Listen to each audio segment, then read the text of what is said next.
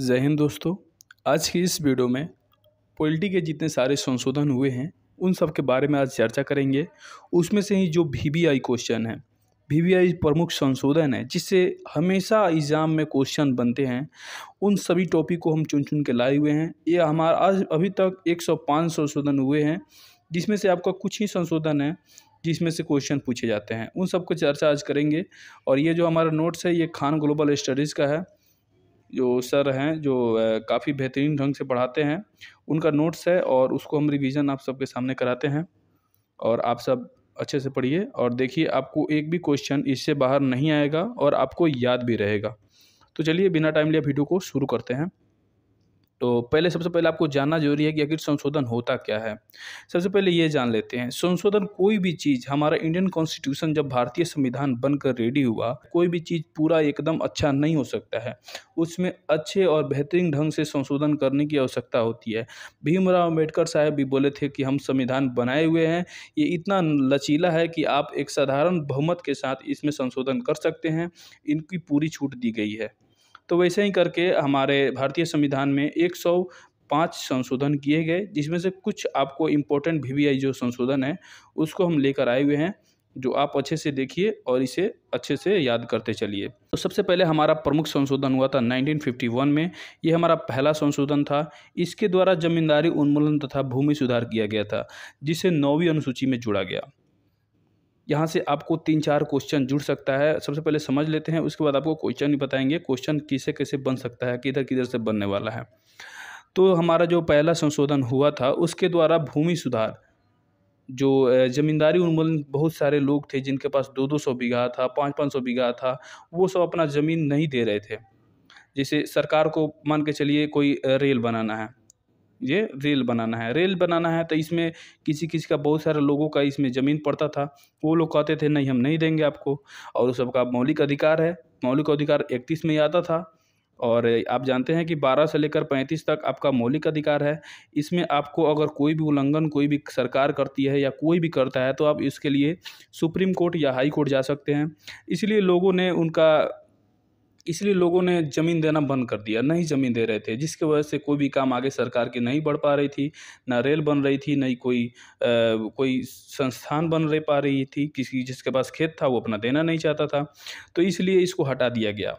संशोधन करके 1951 में इसको जमींदारी उन्मूलन तथा भूमि सुधार किया गया और इसे 9वीं अनुसूची में जोड़ा गया। ठीक है, इतना बात क्लियर है। अब इससे देखिए क्वेश्चन क्या क्या बन सकता है, उसको थोड़ा ध्यान से समझते हैं। सबसे पहले क्वेश्चन पूछ सकता है कि हमारा पहला जो संशोधन हुआ था भारतीय संविधान में वो किस वर्ष हुआ था। तो आपको याद रहना चाहिए 1951 में हुआ था। और पूछ सकता है कि जो हमारा पहला संशोधन किया गया था किस बारे में था, तो भूमि सुधार जमींदारी उन्मूलन के बारे में था, और इसे 9वीं अनुसूची में जोड़ा गया। ये भी 9वीं अनुसूची भी पूछ सकती है कि कौन सी अनुसूची में जोड़ा गया पहला संशोधन, तो 9वीं अनुसूची। ठीक है, उम्मीद करते हैं आपको इतना तक समझ में आ गया होगा। चलिए फिर आगे बढ़ते हैं। इसके बाद हमारा आता है 7वां संशोधन, जो हुआ था 1956 में। इसके द्वारा भाषाई आधार पर राज्यों का गठन संवैधानिक मान्यता दिया गया। साथ ही यह व्यवस्था किया गया कि एक ही व्यक्ति 2 राज्यों का राज्यपाल हो सकता है। सबसे पहले आपको जानना ये जरूरी है कि आखिर राज्यपाल जो होता है वो एक स्टेट का नहीं होता है, दूसरे स्टेट का होता है।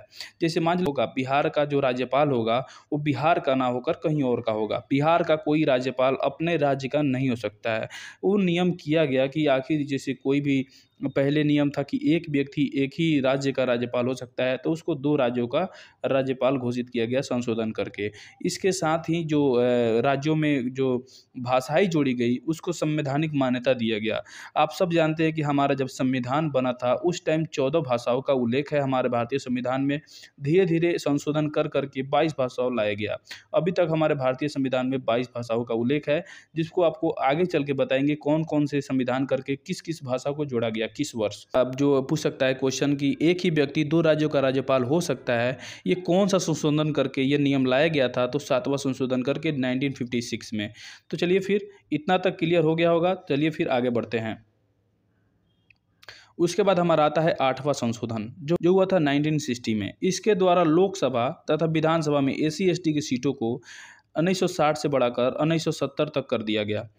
तो आप सब जानते हो कि हमारे भारतीय संविधान में जितने सारे एसी एसटी के लिए जो सीटें हैं या कोई भी परीक्षा हो या कहीं भी हो, उनके लिए छूट दी जाती है। तो क्यों को छूट दी जाती है? क्योंकि वो सब पिछड़े हमारे अदर कास्ट से वो काफ़ी पिछड़े हुए हैं। उनको आगे बढ़ाने के लिए सरकार उनको तरह तरह की छूट देती रहती है।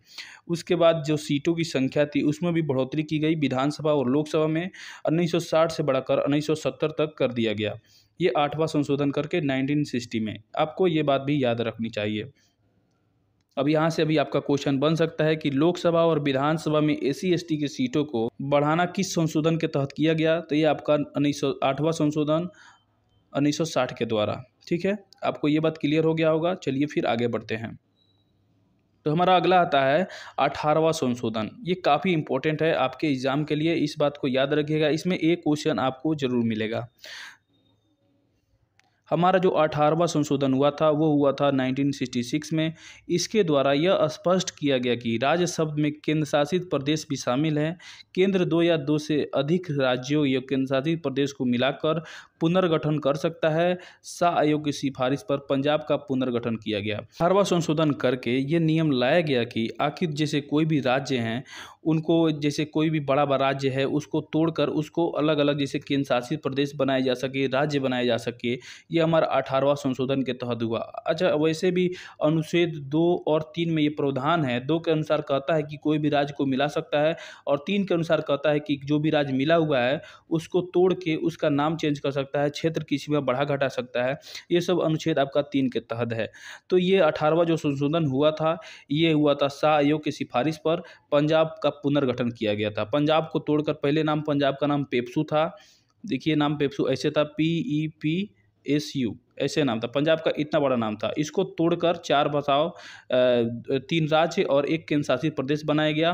पहला पंजाबी भाषा क्षेत्र पंजाब, हिंदी भाषा क्षेत्र हिमाचल प्रदेश, हिमालय पर्वतीय क्षेत्र को हिमाचल प्रदेश, जो आपका ठंडी इलाका है जिसमें आपको शिमला उमला पड़ता है, हिमाचल प्रदेश, और केंद्र शासित प्रदेश एक चंडीगढ़ को बनाया गया।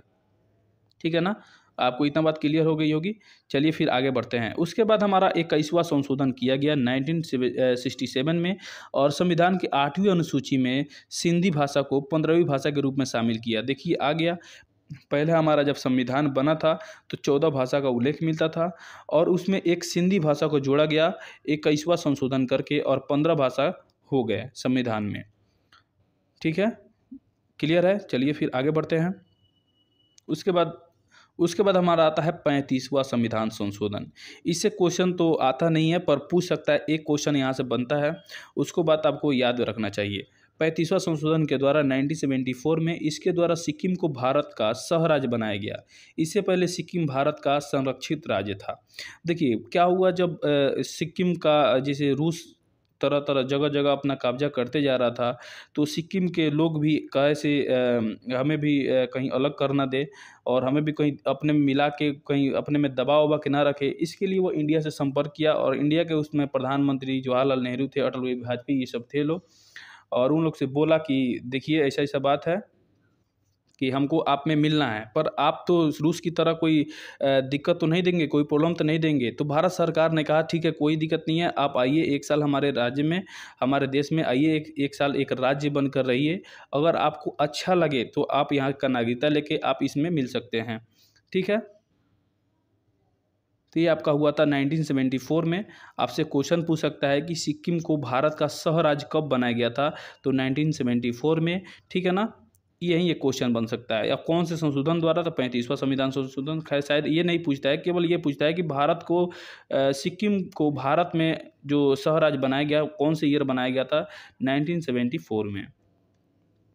उसके बाद हमारा आता है 36वां संविधान संशोधन।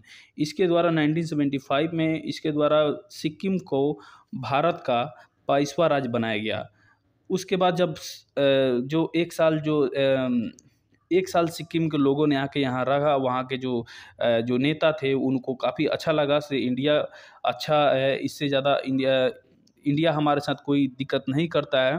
तो उसके बाद उन्होंने भारत का राज्य बना स्वीकार किया। तो 16 मई 1975 को भारत का 22वां राज्य बनाया गया सिक्किम को। ठीक है ना, इस डेट को याद रखिएगा 16 मई 1975। ठीक है, चलिए आगे बढ़ते हैं। उसके बाद हमारा आया 42वां संशोधन। ये हमारा संशोधन में सबसे बड़ा संशोधन है, इसे मिनी संविधान भी कहते हैं। इसे आगे पढ़ते देखिए 42वां संशोधन जो 1976 में हुआ, इसके द्वारा स्वर्ण सिंह समिति के द्वारा सिफारिश में लाया गया था। 59 प्रावधान जोड़े गए, इनके कारण अत्यधिक विस्तृत हो गया, जिसके कारण इसे मिनी संविधान कहते हैं। इसे इंदिरा गांधी ने लाया। यह लोकतंत्र में प्रतिकूल उल्टा प्रभाव डालता था, यह भारत को एकात्मक बना रहा था। सबसे पहले ये जानिए कि 42वां संशोधन जो हुआ था किसके सिफारिश पर हुआ था, तो स्वर्ण सिंह समिति के सिफारिश पर किया गया था। इसमें 59 प्रावधान जोड़ने के कारण काफ़ी मिनी संविधान जो है वो काफ़ी बड़ा हो गया था, जिसके कारण इसे जो हमारा संविधान है वो काफ़ी बड़ा हो गया था, इसलिए इसे अलग रखकर 59 प्रावधान जोड़े गए थे, इसलिए इसे मिनी संविधान भी कहा जाता है। ठीक है ना, पूछ सकता है कि मिनी संविधान किस संशोधन के द्वारा कहा जाता है, तो 42वां संविधान संशोधन। 42वां संविधान संशोधन कब किया गया, तो 1976 में स्वर्ण सिंह समिति के सिफारिश पर लाया गया था। ठीक है ना, और ये यही एक संविधान था जो हमारे लोकतांत्रिक जो लोकतंत्र देश है उस पर ये उल्टा प्रभाव डालता था। इसमें कई सारे नियम आपको ऐड किए गए, वो सब आगे चर्चा की गई है, उसको हम एक एक करके समझते हैं। इसमें प्रावधान जोड़े गए कि इसमें राष्ट्रपति को मंत्रिमंडल की सलाह मानने के लिए बाध्य कर दिया गया। जिससे पहले राष्ट्रपति थे वो अपना निर्णय खुद लेते थे, मंत्री से कोई सलाह वाला नहीं करते थे। पर संविधान 42वां संविधान संशोधन करके ये उसमें नियम लाया गया कि राष्ट्रपति कोई भी अपना नियम कानून लगाएंगे तो उसमें आप मंत्रिमंडल की सलाह लेंगे, उसके बाद कोई नियम लागू करेंगे। ठीक है ना, चलिए फिर आगे बढ़ते हैं। इसमें और सारे नियम हैं जो आपको जोड़े गए। दूसरा नियम कहता है कि आपातकाल पीएम के सलाह पर लागू किया जाएगा। ठीक है, पहले पीएम का कोई सोचिए राष्ट्रपति ही अपना सब कुछ फैसला वसला लेता था। उसके बाद कहता है कि आंतरिक अशांति के आधार पर आपातकाल लागू हो जाएगा। लोकसभा का कार्यकाल 6 वर्षों तक कर दिया गया। इसमें मूल कर्तव्य जोड़े गए, पहले मूल कर्तव्य नहीं जोड़े गए थे। और प्रस्तावना में आपको 3 नए शब्द जोड़े गए, जिसमें से आपका 3 नए शब्द है, एक था समाजवादी, पंथ निरपेक्ष और एकता और अखंडता। ठीक है, हमारे संविधान में ये 3 शब्द जोड़े गए जो काफ़ी इंपॉर्टेंट है, हमेशा एग्जाम में इससे क्वेश्चन बनते हैं। चलिए फिर आगे बढ़ते हैं, इतना तक आपको क्लियर हो गया होगा। ठीक है, चलिए फिर आगे बढ़ते हैं। उसके बाद हमारा जो संशोधन हुआ वो हुआ 44वां संशोधन जो हुआ था 1978 में। इसके द्वारा 42वें संविधान संशोधन की कमियों को दूर किया गया। अब 59 प्रावधान जो जोड़े गए थे उसमें से बहुत सारे जो नियम थे वो काफ़ी प्रतिकूल प्रभाव पड़ते थे लोकतंत्र पर, उसको देखते हुए उसको सुधार किया गया। और ये 44वें संशोधन के द्वारा 1978 में हुआ था। और इसमें क्या क्या सुधार किए गए ये आपको आगे देखते हैं। इस जो 44वां संविधान संशोधन है उसे मोरारजी देसाई ने लाया था, ये भी आप याद रखिएगा। तो सबसे पहला जो सुधार किया गया था, संपत्ति के आधार पर संपत्ति के आधार को कानूनी अधिकार बना दिया गया। जो संपत्ति अधिकार आपको बताए थे, जो रेल रोल बन रहा था उसमें लोगों का अपना अपना हित था, बोल रहे थे नहीं हम नहीं देंगे, हमारा मौलिक अधिकार है। जो 31 में था उनका मौलिक अधिकार, उसको हटाकर 300 में भेज दिया गया। 300 में भेज दिया गया, आप जाइए आप निकलते रहिए। अब सरकार को अगर लेना है, हाँ मुआवजा देगा, अगर मुआवजा सरकार नहीं देता है तो आप कोर्ट में, सुप्रीम कोर्ट या हाई कोर्ट जा सकते हैं। पर वो अगर मुआवजा दे रहा है तो आप ये नहीं कह सकते कि अपना ज़मीन हम नहीं देंगे रेल बनाने के लिए या सरकारी कोई कार्य करने के लिए। इसके बाद हटाया गया राष्ट्रपति को मंत्रिमंडल की सलाह लौटाने के लिए, अर्थात एक बार पुनर्विचार का मौका दिया जाएगा। ये नियम लाया गया कि ये नहीं से मंत्रिपरिषद अगर बोल दे से हाँ नहीं करना है तो रद्द कर दिया जाए, ऐसा बात नहीं है।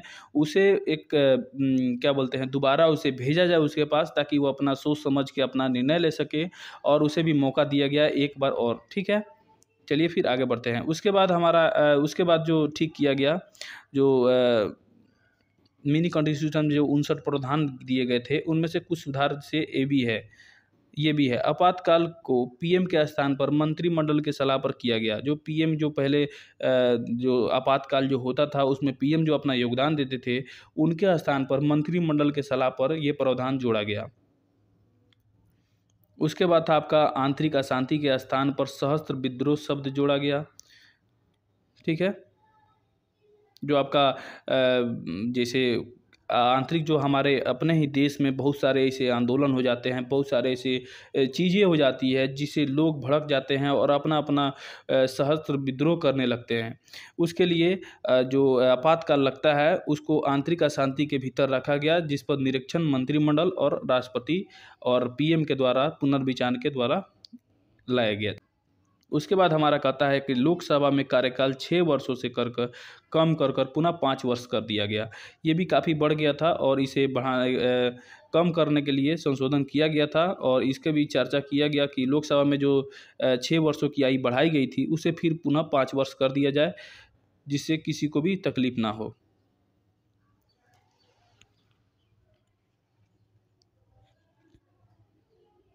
जिससे हमारे संसद का जो कार्य है वो काफ़ी अच्छे ढंग से चल सके। ठीक है, चलिए उसके बाद हमारा संशोधन आता है 52वां संविधान संशोधन, जो हुआ था 1985 में। इसमें दल बदल को जोड़ा गया।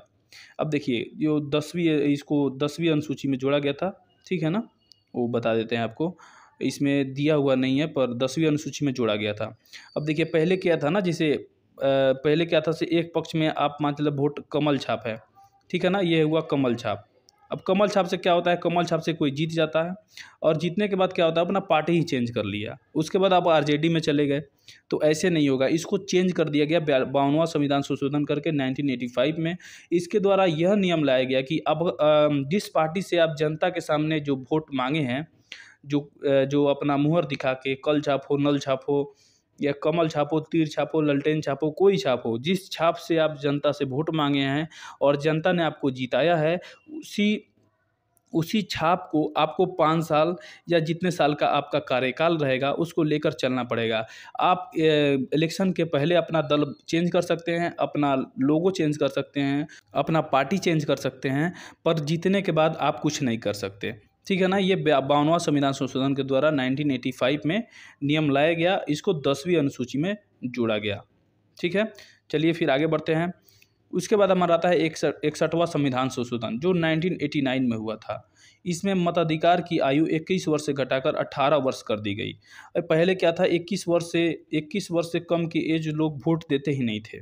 और पहले क्या था, आप सब जानते हो कि आज हमारे देश में जो भारत है, इसमें युवा को आगे आगे सब आ रहा है, लोग युवा, और युवा ही है जो देश को अच्छे सुनिश्चित जो मार्ग पर ले जा सकता है। क्योंकि बहुत सारी ऐसी चीज़ें होती हैं, क्योंकि ये बोलते हैं ना कि अगर कुछ चीज़ का अगर अच्छे निर्माण कराना हो तो जो पुरानी पत्तियां हैं उसको झड़कर और नए पत्ती निकलने के लिए पुरानी पत्तियों को झड़ना पड़ता है। और 18 वर्ष से अगर आप अपने 18 वर्ष में आदमी को अपना ये समझ हो जाता है कि किसे हम वोट दें और किसे ना दें। आप सबसे यही गुजारिश है कि अगर आपका वोट एक एक वोट कीमती होता है, आप किसे भी दें या उसी व्यक्ति को दें जो आपके क्षेत्र का या आपके देश का विकास कर सके। ठीक है, अगर आप अपने मोहल्ले से अगर अच्छे वार्ड को भेजेंगे, अच्छे विधायक को भेजेंगे, अच्छे मुखिया को भेजेंगे लोकसभा में, तो वो सब आगे चल के देश को वहीं सब सुधारेंगे। आपको क्या लगता है, अगर आप मोदी जी को हटा दीजिएगा देश थोड़े सुधर जाएगा जी। आपको पहले अपना वार्ड अच्छा भेजना चाहिए, उसके बाद आपका आता मुखिया अच्छा भेजिए, उसके बाद विधायक अच्छा भेजिए, उसके बाद आप संसद अच्छा भेजिए जो लोकसभा का है। अब ये सब जब जाएगा संसद में बैठेगा तो लोकसभा और राज्यसभा जो बैठेगा लोग दोनों आदमी, इसमें लोकसभा का ज़्यादा मान्यता होता है। इसमें आप अच्छे अच्छे नियम लगाएंगे और पारित करेंगे और देश का कल्याण करेंगे। चलिए फिर आगे बढ़ते हैं, इतना बात आपको समझ में आ गई होगी। उसके बाद हमारा आता है 65वां संविधान संशोधन, एसी के लिए आयोग का गठन। इसमें भी कुछ एसी के लिए जो अत्यंत पिछड़ा वर्ग है उनके लिए भी कल्याणकारी जो नियम लाए गए थे वो 65वां संविधान संशोधन के द्वारा। उसके बाद हमारा हुआ 59वां संविधान संशोधन, 69वां 1991 में दिल्ली और पांडिचेरी में विधानसभा का गठन किया गया। वहाँ पहले विधानसभा नहीं था और 1991 में वहाँ पांडिचेरी में भी और दिल्ली में भी विधानसभा का गठन किया गया, जो काफ़ी अच्छा है क्योंकि हर एक जगह वैसा रहना चाहिए ताकि देश और राज्य का विकास हो सके। उसके बाद हमारा आता है 70वां संविधान संशोधन, जो 1992 में दिल्ली और पांडिचेरी विधानसभा को राष्ट्रपति के निर्वाचन मंडल में शामिल किया गया। उसके बाद जब विधानसभा जब हो गया, उसके बाद जो राष्ट्रपति के निर्वाचन मंडल जी हैं, जो जहाँ मंत्री लोग बैठते हैं, उनमें इस सबको सम्मिलित किया गया, शामिल किया गया। ठीक है, ताकि ये सब मिलजुल के रहे और अपना देश का दोनों आदमी मिल जुल के राज्य का और देश का विकास कर सके। उसके बाद हमारा आता है 71वां संविधान संशोधन, जो 1992 में हुआ था। इसके तहत 8वीं अनुसूची में 3 भाषाओं कोंकणी, मणिपुरी और नेपाली को शामिल किया गया। इसको मिलाकर 8वीं अनुसूची में भाषाओं की संख्या 18 हो गई। 14 भाषा संविधान में थी, 1 भाषा सिंधी भाषा को जोड़ा गया और 3 भाषा कोंकणी, मणिपुरी और नेपाली को जोड़ा गया और इससे हमारे संविधान में 18 भाषा हो गई। ठीक है ना। 71 संशोधन करके 1992 में याद रहे। ठीक है, चलिए फिर आगे बढ़ते हैं। उसके बाद हमारा जो 73वां संविधान संशोधन हुआ, ये काफ़ी इंपॉर्टेंट है आपको। अगर आप बिहार से अगर कोई भी एग्ज़ाम की तैयारी कर रहे हो, जो कंपटीशन का एग्ज़ाम हो, इसमें आपको पंचायती से एक ना एक क्वेश्चन रहता है, तो इसको आप अच्छे से ढंग से समझ लें। और उसके बाद हमारा 73वां संविधान संशोधन जो किया गया 1992 में, पंचायती राज को 11वीं अनुसूची में जोड़ा गया। अब हमारे जो भीमराव अम्बेडकर थे, जो संविधान सभा में थे, उनका कहना यही था कि पंचायत की कोई ज़रूरत नहीं है और गांधी जी का कहना था कि पंचायत की ज़रूरत है, क्योंकि गांव में जितने सारे लोग हैं जो किसान हैं, उनकी आवाज़ों को आगे तक ले जाने का कार्य जो है वो पंचायत ही करता है। गांधी जी इस चीज़ से भली भांति परिचित थे, क्योंकि गांधी जी भी पंचायत से ही अपना आंदोलन धीरे धीरे लोगों को जागरूक करके आगे अपना ले गए थे। ठीक है, तो इसको प्रावधान को आपको 11वीं अनुसूची में जोड़ा गया 73वां संविधान संशोधन करके 1992 में। यहाँ से आपको क्वेश्चन जो है वो आपको बता देते हैं। पूछ सकता है कि पंचायती राज कौन सी अनुसूची में है, तो 11वीं अनुसूची। पंचायती राज 11वीं अनुसूची में कब जोड़ा गया, 1992 में। कौन से संशोधन के द्वारा, तो 73वां संविधान संशोधन। ठीक है, इतना बात क्लियर है, इससे बाहर क्वेश्चन नहीं आएंगे हमारे ख्याल से। इसके बाद हमारा आता है 74वां संविधान संशोधन, जो हुआ था 1992 में। नगर पालिका को 12वीं अनुसूची में जोड़ा गया। अब गांव में जैसे शहर है, अब गांव का तो विकास हो चुका, अब शहर में है तो शहर में कूड़ा कचरा हुआ, पानी का सुविधा हुआ, नल जल का हुआ, रोड का हुआ, कुछ भी कल्याणकारी जो भी कार्य होता है उसके लिए शहर का भी बात पहुंचाने वाला कोई चाहिए ना जी, जो काम कर सके। इसलिए नगर पालिका को जो 12वीं अनुसूची में जोड़ा गया और इसको भी एक तरह से काफ़ी अच्छे ढंग से मिलाया गया और शहर का भी विकास होना स्टार्ट हो गया, जिसमें आपको कूड़ा वाला, कचरा वाला जो आप बाहर देखते हैं जो लगा रहता है, जिसमें कूड़ा कचरा फेंका जाता है, वो सबका व्यवस्था किया गया। अगर आपके क्षेत्र में पानी नहीं रहता है तो आप नगर पालिका के पास जाके वहाँ से पानी ले सकते हैं और टैंक को मंगा सकते हैं, कॉल कर सकते हैं। कचरा वाला नहीं आता है तो कंप्लेन कर सकते हैं। ये सारी सुविधाएं आपको नगर पालिका के द्वारा किया जाता है। ये आपको हर एक शहर में नगर पालिका का ब्रांच होता है। ठीक है, चलिए आगे बढ़ते हैं। 84वां संविधान संशोधन जो 2001 में हुआ था, इसके द्वारा क्या हुआ, लोकसभा और विधानसभाओं की सीटों की संख्या 2026 तक कोई परिवर्तन ना करने की प्रावधान किया गया। विधानसभा जो लोकसभा और विधानसभा में जितने सारी सीटें हैं, इसको अब बढ़ोतरी नहीं किया जाएगा 2026 तक। ये आपसे एक करंट का भी क्वेश्चन हो सकता है और आपसे ये पहले का भी क्वेश्चन हो सकता है। इससे आप 2-3 क्वेश्चन मिला सकते हैं कि ये भी पूछ सकता है कि लोकसभा और विधानसभाओं की सीटों की संख्या कब तक परिवर्तन ना करने की प्रावधान किया गया है, तो 2026 तक। और कौन से संविधान के द्वारा, 84वां संविधान संशोधन, कौन से ईयर में, 2001वां में। ठीक है, इतना बात क्लियर है। चलिए फिर आगे बढ़ते हैं। इसके बाद हमारा आता है 46वां संविधान संशोधन जो 2003 में हुआ था। इस संविधान संशोधन के द्वारा अनुच्छेद 21 का 1 के तहत प्रारंभिक शिक्षा को मौलिक अधिकार बनाया गया।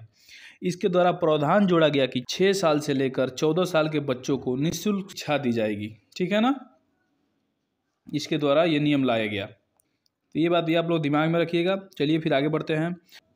उसके बाद फिर जो 89 संशोधन हुआ था, उसके द्वारा 2003 में संशोधन एसटी का गठन किया गया। उसके बाद हमारा 51वां संविधान संशोधन, 51वां संविधान संशोधन इसके द्वारा ये हुआ था 2003 में। केंद्र तथा राज्य मंत्रिपरिषद की सदस्य संख्या लोकसभा तथा विधानसभा में कुल सदस्यों संख्या की संख्या 15% से अधिक नहीं होगी।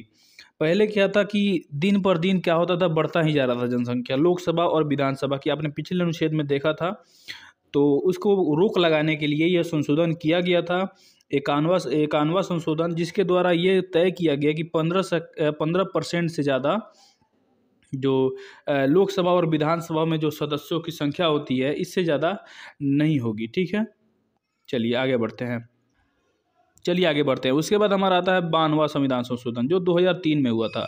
संविधान सभा की 8वीं अनुसूची में 4 भाषाएं और जोड़े गए। बोडो, डोगरी, मैथिली और संथाली को शामिल किया गया। इस प्रकार 8वीं अनुसूची में शामिल भाषाओं संख्या की संख्या 22 हो गई। आपको पहले भी इसके बाद क्या हुआ, 4 भाषाएं संख्या को जोड़ी गई। पहला हमारा भाषा को जोड़ा गया था सिंधी भाषा, जो 14 से होकर 15 बन गया। ठीक है। उसके बाद हमारा 3 और भाषाएं जोड़ा गया, जिसके बाद 18 हो गया।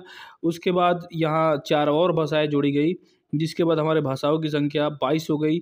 इसमें भाषाएं जोड़ी गई थी, एक बार और उसको ध्यान से पढ़ लीजिए। बोडो, डोगरी, मैथिली और संथाली को शामिल किया गया और इसे 8वीं अनुसूची में जोड़ी गई। ठीक है, इस बात को आप दिमाग में ध्यान में रखिएगा। चलिए आगे बढ़ते हैं। हमारा 99वां संविधान संशोधन 2014 में हुआ था। कोलोजियम प्रणाली को पुनः बहाल कर दिया गया था। कोलोजियम जो प्रणाली है इसको क्या किया था, क्लोज कर दिया गया था, तो काफ़ी नियंत्रण में थी। और इसे 99 संशोधन करके जो 2014 में जो मोदी जी आए थे उस टाइम इसे पुनः बहाल करके और इसे कोलोजियम प्रणाली जो है इसे ओपन कर दिया गया। ठीक है, चलिए फिर आगे बढ़ते हैं और सबको ध्यान में आप रखते चलिए। ठीक है ना। चलिए उसके बाद हमारा संशोधन हुआ 100वां संविधान संशोधन जो 2015 में हुआ था। भारत बांग्लादेश भूमि हस्तांतरण जो किया गया था, जो क्या बोलते हैं साइन ऑन किया गया था, उसके बारे में था। भूमि का जो कितना भूमि बांग्लादेश का है, कितना भारत का है, इन सब का किया गया था, जो 100वां संविधान संशोधन के द्वारा जो 2015 में हुआ। ठीक है ना। इसके बाद हमारा हुआ 101वां संविधान संशोधन जो 2017 में हुआ था। 122वां विधेयक जो जीएसटी है, जीएसटी को लागू किया गया था। इससे क्वेश्चन काफ़ी बनता है कि जीएसटी का जो संशोधन हुआ था वो कौन से संशोधन के द्वारा जोड़ा गया था, तो 101वां संविधान संशोधन जो 2017 में हुआ था। और इसके द्वारा कौन सा विधेयक पास हुआ था, 122वां विधेयक। ठीक है, इस बात को दिमाग में रखिएगा। जीएसटी का फुल फॉर्म भी पूछता है। जीएसटी का full form good service tax. ठीक है, इस बात को भी याद रखिएगा। इसके बाद हमारा आता है 102वां संविधान संशोधन जो 2018 में हुआ था। इस 123वां विधेयक राष्ट्रीय पिछड़ा वर्ग आयोग को संवैधानिक दर्जा दिया गया था। अब आप सब जानते हो कि पिछड़े जो भी लोग हैं हमारे इंडिया में बहुत सारी गरीबी है, पर उसको दूर करने के लिए सरकार नए नए जो आयोग है उसको सीटों की संख्या या छूटों की संख्या काफ़ी सब देते रहती है, ताकि लोग पीछे के भी लोग और आगे आए और देश में अपना योगदान दे और देश के लिए कुछ करे। ठीक है, जिससे बेरोजगारी और जितना कुछ है वो सब दूर हो और देश हमारा बुलंद एक पाँव, एक बेहतरीन ऐसा देश बने जो दुनिया में ऐसा कोई ना हो। ठीक है, तो इस बात को भी आप दिमाग में रखिएगा। चलिए फिर आगे बढ़ते हैं। उसके बाद हमारा है 103वां संविधान संशोधन जो 2019 में हुआ था।